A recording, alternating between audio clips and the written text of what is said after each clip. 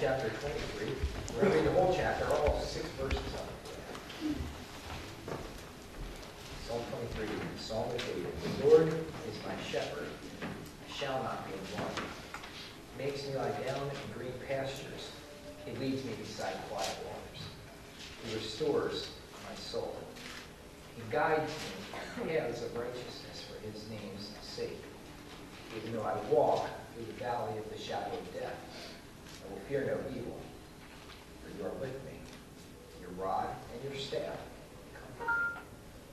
You prepare a table before me in the presence of my enemies. You anoint my head with oil, and my cup overflows. Surely goodness and love will follow me all the days of my life, and I will dwell in the house of the Lord forever.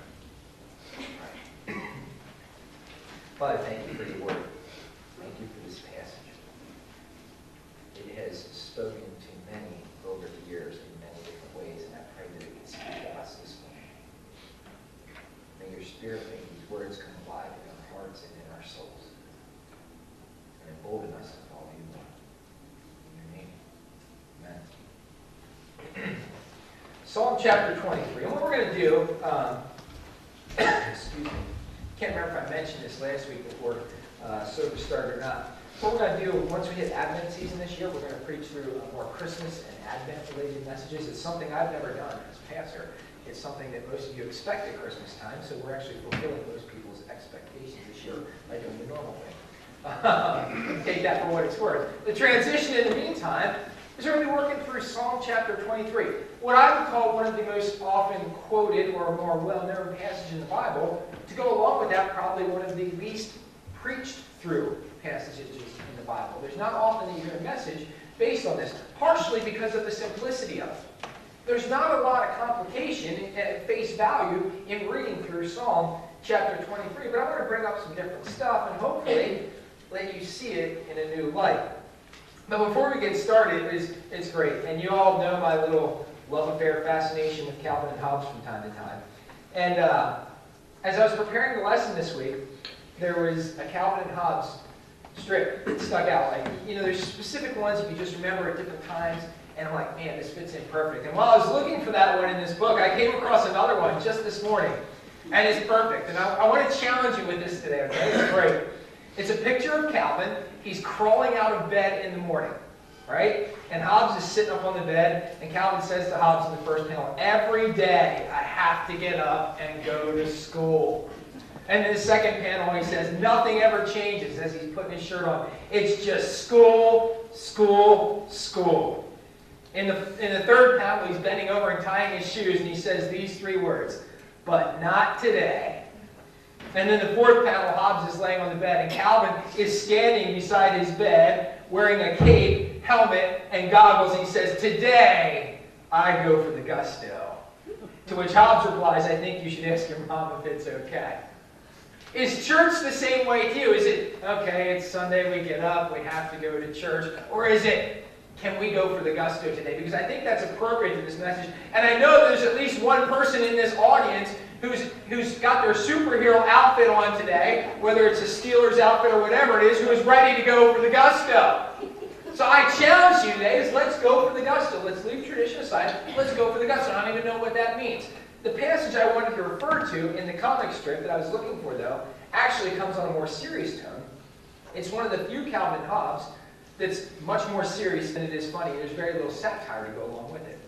It's a strip where the family goes away on a vacation, an overnight vacation, and when they come back, their house has been broken into and robbed. And the feeling of confusion and disillusion that goes along with that, the feeling of not being able to feel comfortable in their own home. And it basically goes through a couple different strips where Calvin's laying in his bed at night and he can't sleep because his sense of security has been broken. His parents are doing the exact same thing. In fact, what his dad's going through, he says, this is going to be a long night. My heart jumps at the slightest sound. It's almost 2 a.m. and I'm awake. Can you imagine the feeling?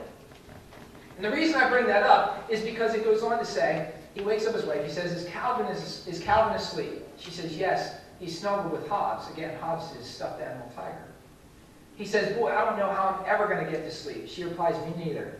I can't get over what's happened. The idea of some stranger going through our house, I wish I had a big stuffed animal to feel safe with. And she grabs her husband, hugs him, and says, I guess you'll have to do. To which he replies, and here's what I'm getting at. So what do I get to snuggle with? How come I have to be the grown-up? It's an interesting question and proposition, isn't it?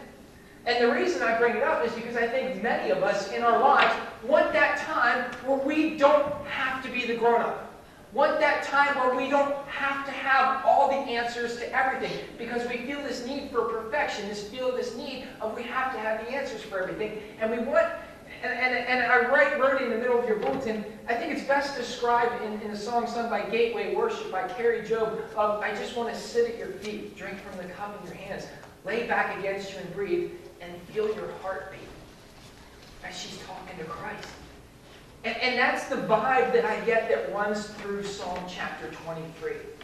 I think King David is saying to God, God, you are my God, you are my leader, you are my Lord, my shepherd. I want to sit at your feet, drink from the cup in your hands, lay back against you and breathe, and feel your heartbeat. This love is so deep, it's more than I can stand. I melt in your peace. It's overwhelming. But before we get into that, let's set the stage here, because this is good stuff. Psalm chapter 23. The Lord is my shepherd. I shall not be in want.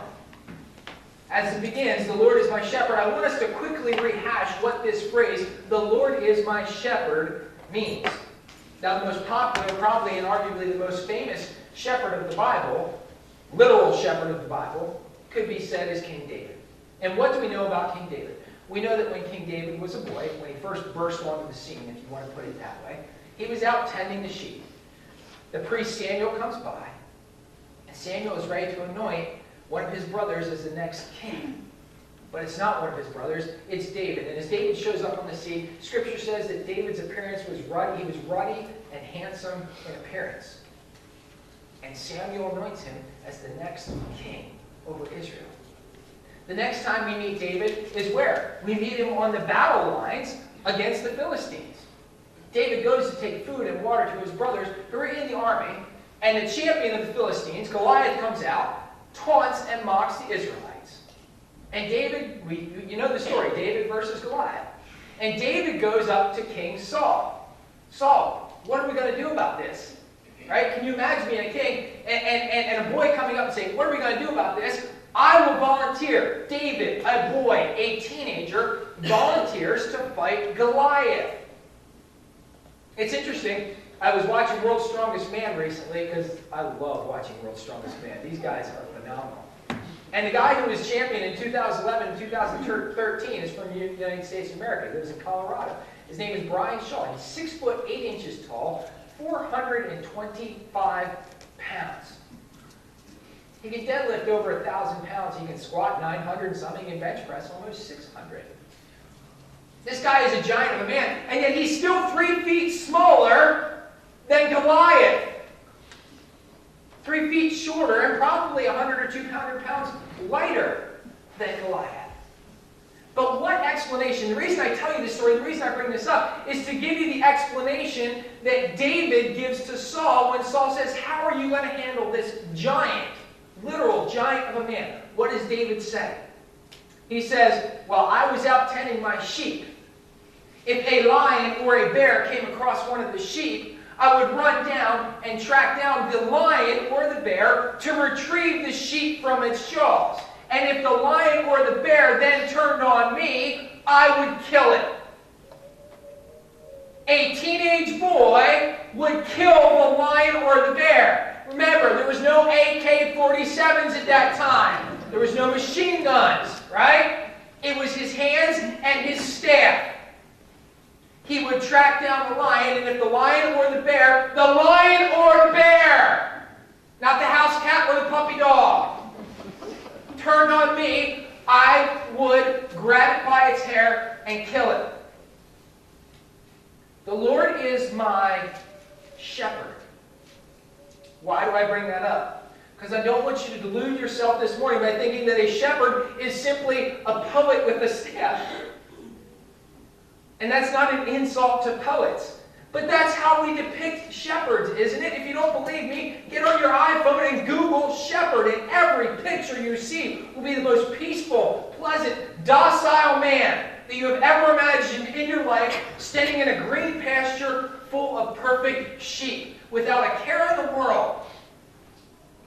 But that's not what shepherd means, is it? Shepherd is a tedious job that required difficult, long hours. It required a lot of physical ability and conditioning to go with mental preparedness. The hardest part for me, I think, about being a shepherd would be not sleeping while the shepherd are grazing. Having to watch the sheep. Again, I bring this up for this simple reason. Check this out.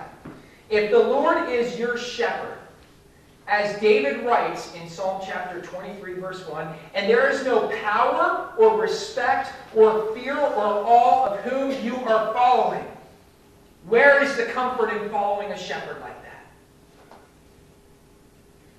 I mean, think about the great presidents in American history. I mean, the two that immediately pop out are Washington and Lincoln. One in my lifetime, some people think is great, some people don't, but the majority of people think he's a really good president, was Ronald Reagan. And what made Ronald Reagan such a great president in so many people's minds was how he handled the Cold War. Can you imagine Reagan speaking these words? Mr. Gorbachev, tear down this wall at your earliest convenience. Tear down this wall whenever you feel like it or get around to it. You know, whenever you're done watching the Rocky and Drago boxing match, tear down this wall when it's on your priority list. See, Ronald Reagan didn't say that. It was tear down this wall. It was a command. It was an order. There was power in those words because you knew that Reagan was ready to back it up. If you didn't think he would be ready to back it up, then there would have been no power in those words. Because people will not follow a leader who doesn't have power.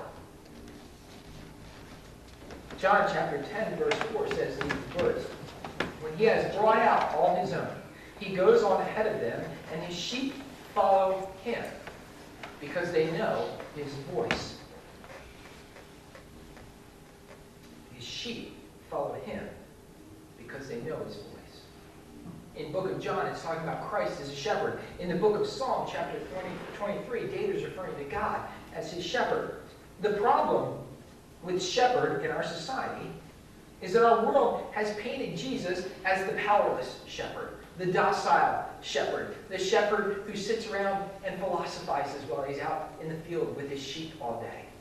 Not the shepherd who goes and attacks and kills the lions and the bear when it runs off in front of the sheep. I mean, think about every picture that you've ever seen depicting Jesus Christ, bar the ones on the cross, but also including them, depicts him as how? Calm, serene, holy, perfect.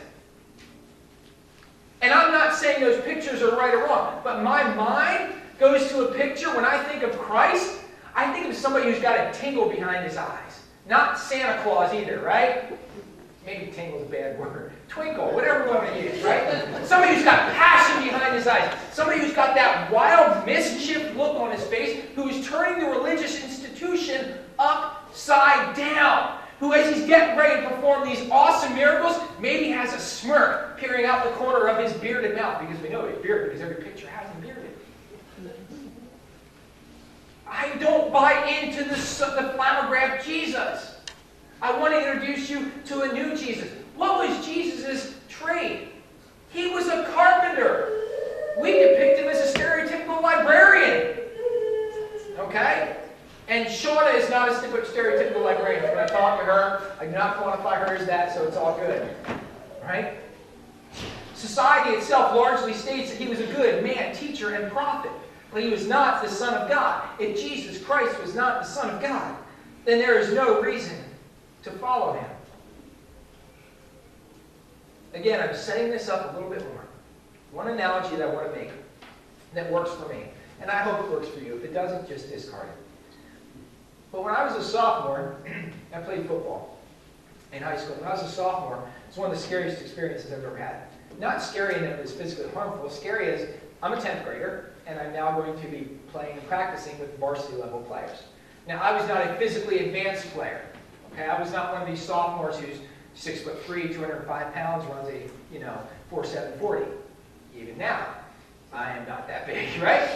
And so, as a sophomore, you're going into the first day of practice, knowing you're practicing with these 10th or these 11th and 12th graders who are far more physically advanced than you. So the nature is to go into those practices very timid, very scared, very intimidated by the situation, which I did. And what's fascinating is what develops over the course of the season. See, in my opinion, those guys who were juniors and seniors that year were the greatest players to ever step foot on a football field. And it's not because they were, that was just the image I had. I couldn't imagine a linebacker being stronger and bigger and faster than Mark Harmon. I couldn't imagine a quarterback being able to throw the ball farther or run it faster than John Fleiss. I couldn't imagine those things happening. And what you quickly learn is the upperclassmen and underclassmen relationship on the football team that I played for was much like a big brother, little brother relationship. Right? In other words, what you had to watch out for from the upperclassmen. So if you were getting taped up, maybe you're getting your ankles taped before practice, and you were laying in the trainer's room, and it was the last person that you had to get ready to get out of practice right away because you were going to be late, but you were last in line to get taped.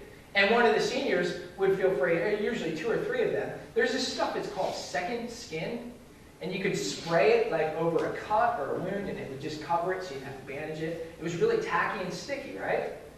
And so what they would do is you were sitting on the trainer's room, ready to get taped for your ankle, come up behind you with a can of second skin and spray your hair.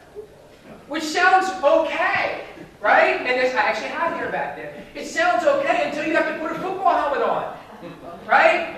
And it's just like crunch, crunch, like you feel your hair follicles breaking. It was phenomenal. Or maybe they would just run up to you with a piece of athletic tape, pin you down, and put it up your leg and rip it off, right? And I know today that would qualify as bullying, right? But it didn't back then, and it was never taken as bullying. It was taken as, this is how we treat each other. Because what was fascinating about that is I was a very average football player at best. At best, I was an average football player. I would love to say I was better, but I wasn't. I felt like I was, you name the player, when I stood in line behind those guys. And those guys could do that stuff to me before practice. But if anybody ever got into an altercation in a game, or at practice with me, or at school, guess what would happen? Every one of them stepped up and had my back. I mean, when we were walking into the stadium, even though we lost 3 games, I think, that year, I never believed we were the worst team. I still always believed we were the best team. Not because of how good I was average at best. But because of the strength and the power of the seniors and the juniors, the upperclassmen, or my big brothers. I felt like I could go anywhere if I was following those guys. That's kind of the fear and trepidation, but also the love and respect that David calls his shepherd. Because of this love, respect, and fear of the shepherd, he says what? The Lord is my shepherd, I shall not want. What do we need that the shepherd cannot provide?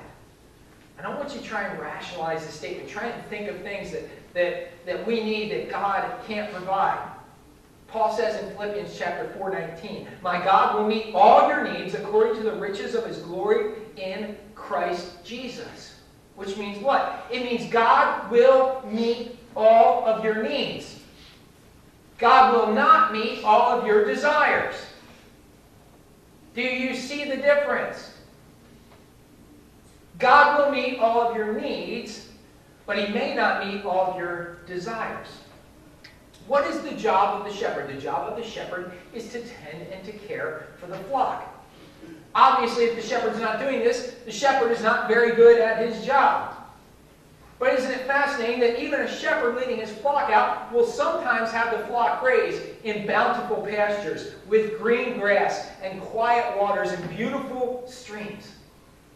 And other times the journey of the flock and the shepherd will take them to a valley where the sheep have to look intensely for grass or for something to eat, where there's not much water and they have to wait one in line for the little spring that comes out from the rock in the side of the mountain, because there's not enough for them to drink for all at once.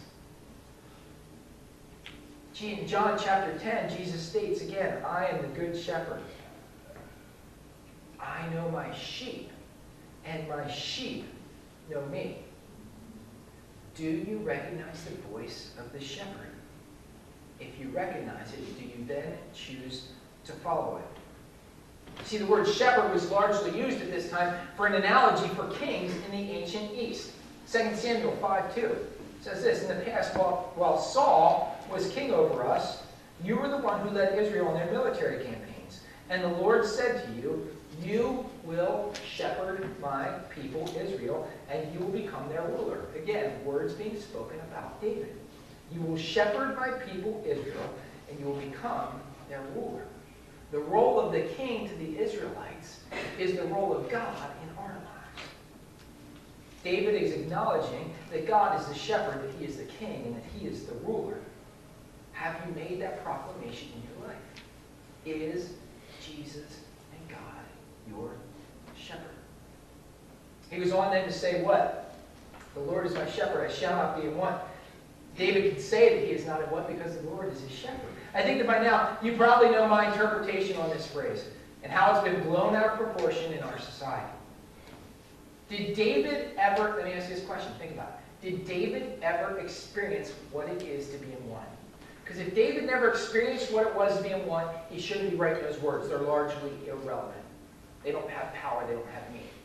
But did David ever experience what it was to be in want? I don't know. When he was just a boy, he was playing the harp for King Saul. And for no reason to him, Saul tried to throw a spear through him. How about the time where he was running around in the wilderness when Saul was chasing him, trying to kill him, just for being who he was, for being the next king? Do you think David was in need when he was facing down Goliath? See, it's one thing to look at Goliath across the battlefield. It's another thing to stand a stone's throw away from Goliath and face him down, isn't it? Did David experience need when his best friend Jonathan and King Saul was killed in battle?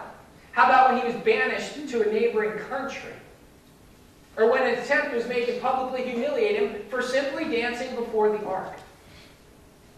Or maybe the big ones. Maybe David needed God when he was called out for adultery and betrayal and murder. Maybe David needed God when the life of his son was at stake, and he knew the power and the balance rested in God's hands, and God still chose to take the life of his son. What about in his older years, when his own sons were betraying him and trying to kill him to take the throne? The Lord is my shepherd. I shall not be in want. I think David knew what it was to be in want.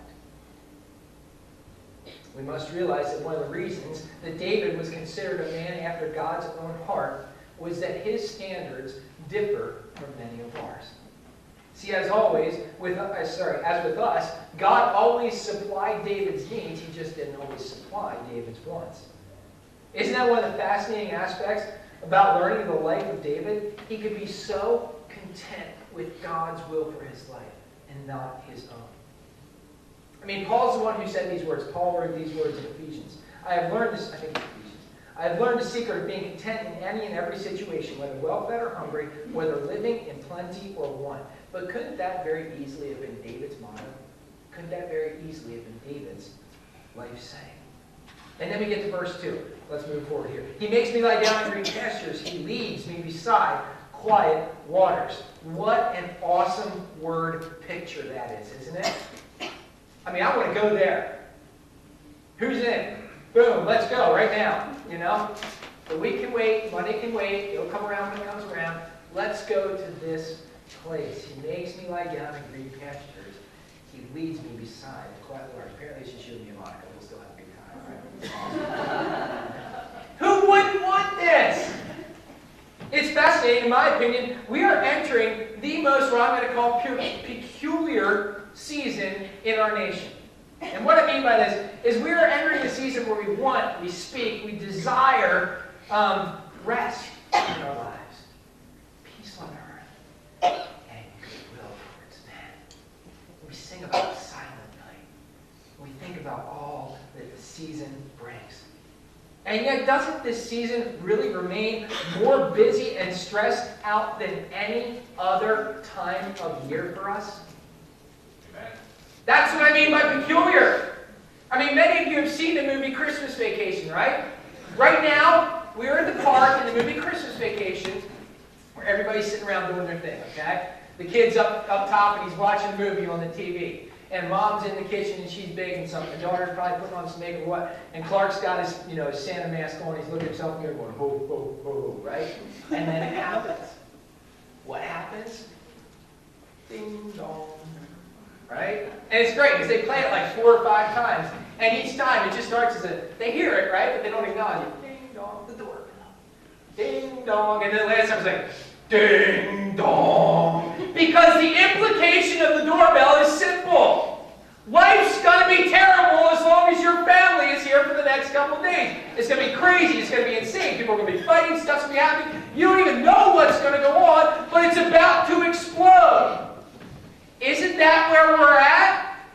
You can almost hear the faint ring of that doorbell as a collective nation. Look, Thanksgiving is no longer a holiday for us to sit back and relax. It's a holiday for us to start our shopping. Right? And it's only a week and a half away, in case you weren't ready for that. I'm just like, oh, I know, right? It's crazy.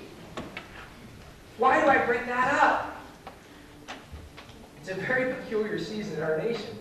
But check it out. Verse 2 says this: He makes me lie down in green pastures, and He leads me beside quiet waters. The second word in that sentence changes the game. It is not worded in such a way that God asks us to lie down in green pastures and lead us beside quiet waters. It is worded in such a way that God makes us. Is this intentional? I bring this up as a simple question. Are you willing to accept verse 2 for what it is? Verse 2 is a command for rest and renewal. It is not a request for rest and renewal. The reason this is difficult is because it means we need to sacrifice some of our busyness to make it happen. And this is incredibly difficult for most of us because busyness is how we measure self-worth in our society. What do you do? What organizations are you involved with? How often are you on your phone? Where are you going? What are you doing? Busyness means that we are living a life of intent, with purpose. At least that's what society would have us see. Society exalts busyness. It exalts multitasking. It exalts agendas. But what's fascinating about this is, without verse 2, we can't get to verse 3. Verse 3 is what we want. See, He makes me lie down in green pastures. He leads me beside quiet waters. Why? Because He restores my soul. Verse 3 is the culmination of verse 2. And our souls cannot be restored without rest. I mean, if Jesus Christ needed this rest to restore Himself, what makes us think that we don't? John 6:15, Jesus, knowing that they intended to come and make Him king by force, withdrew again to a mountain by Himself. Luke chapter 5, verse 16, Jesus often withdrew to lonely places and prayed. And even King David in 2 Samuel chapter 7 went and just sat before the Lord. This is not only a habit of Christ, but a habit of David as well. Many of you have heard of the book, I don't even remember how many, Habits of Highly Effective People. 7, 11, 21, I don't know. Habits of Highly Effective People. And people read it because we want to emulate what they do. We want to be effective as they are. Well, if we want to be like Christ and King David, it means we need to take rest. King David, just like Jesus Christ, knew that his strength came not from himself, but from his Father. He restores my soul. Is your soul restored today? That's a hard question to answer. Would your life look any differently if it was? mean, this verse complements verse 1, doesn't it? The Lord is my shepherd, I shall not be in want. If we're not in want, then our souls are restored. And when your soul is restored, what do you truly long for? You don't long for the pleasures and the things that the world has to offer. You don't want for material things. A restored soul is somebody who wants more of God.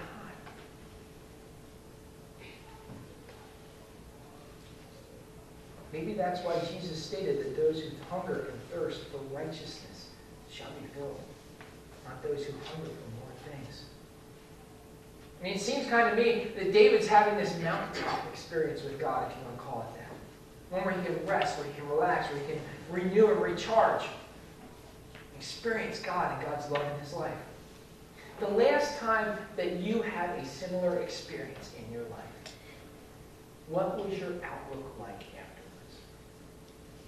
My guess is that your outlook was on spirit matters, not on matters of the flesh.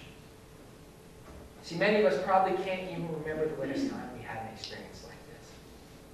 The last time we had an extended period of lying down in green pastures and being led by quiet waters. If this is the case, then how can you expect to have your soul restored? One of the things that my wife and I put off for the absolute longest time, well, not for the longest time, but long enough, was having a DVD player in their car. You know, we were, if you want to call us old school, if you want to call us whatever, relationship-oriented, we wanted our kids to be able to talk and have fun and do this and that, you know, when we were in the car ride. And what I forgot is what it's like to be a child. So since we have embraced the DVD player in the car, because the car we got had one, not because we specifically went looking for one, we have learned to love the DVD player. We'll be loving it much more in a week and a half when we go back and forth from Lancaster. 2 years ago, it was great snowing over Christmas. The trip took 4.5 hours. Dad, we're done with the movie. Can we watch another one? Yep, absolutely. Stick it in and go. Because what I forgot about being a child is if they're not watching a movie, we're not having pleasant conversations. He did this, she's over there, blah, blah, blah. Right? They go Bill Cosby skin. So the first thing that we must do before we go on a road trip, the first thing we must do is what? Check the headphones, because we have cordless headphones in our car. So my wife and I actually can have a conversation and not have to listen to what's going on in the movie. The children have their headphones on, but each headphone has 2 batteries in it. So the first thing we need to do is make sure that our rechargeable batteries are charged. The last thing we want to do is forget about that, get half hour into the movie, and nobody's headphones work anymore. Because then Kid A wants Kid B's headphones because theirs are working and vice versa the whole way down the line until nobody has headphones that are working. Now we're all miserable together, right? Why do I ask that question or bring up that example? What's fascinating about this is if the batteries weren't charged in any of the headphones, I could open up the side of the headphone and I could take the 2 AA batteries out. And I could look at the AA batteries. And everything about these batteries looks good, doesn't it?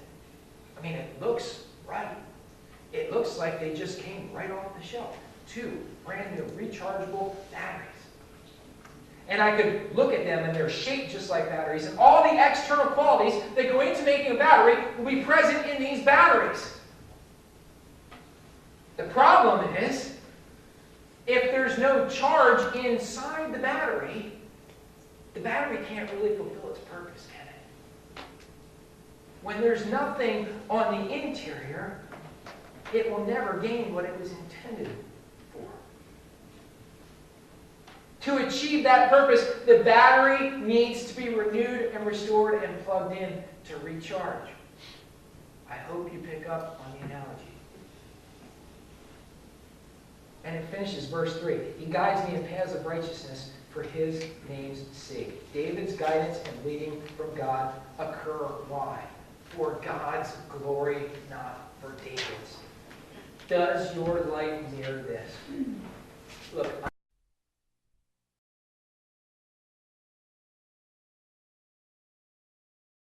Psalm chapter 23. We're going to read the whole chapter, all 6 verses of it. Psalm of David. The Lord is my shepherd, I shall not be in want. He makes me lie down in green pastures. He leads me beside quiet waters. He restores my soul. He guides me on paths of righteousness for his name's sake. Even though I walk through the valley of the shadow of death, I will fear no evil, for you are with me. Your rod and your staff comfort me. You prepare a table before me in the presence of my enemies. You anoint my head with oil, and my cup overflows. Surely goodness and love will follow me all the days of my life, and I will dwell in the house of the Lord forever. Right. Father, thank you for your word. Thank you for this passage. It has spoken to many over the years in many different ways, and I pray that it would speak to us this morning. May your Spirit make these words come alive in our hearts and in our souls, and embolden us to follow you more. In your name, amen. Psalm chapter 23. And what we're going to do, excuse me, can't remember if I mentioned this last week before service started or not. What we're going to do, once we hit Advent season this year, we're going to preach through more.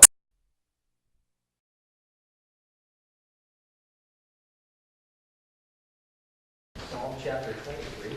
We're going to read the whole chapter, all 6 verses of it. Psalm 23, Psalm of David. The Lord is my shepherd, I shall not be in want. He makes me lie down in green pastures. He leads me beside quiet waters. He restores my soul. He guides me on paths of righteousness for his name's sake. Even though I walk through the valley of the shadow of death, I will fear no evil, for you are with me. Your rod and your staff comfort me. You prepare a table before me in the presence of my enemies. You anoint my head with oil, and my cup overflows.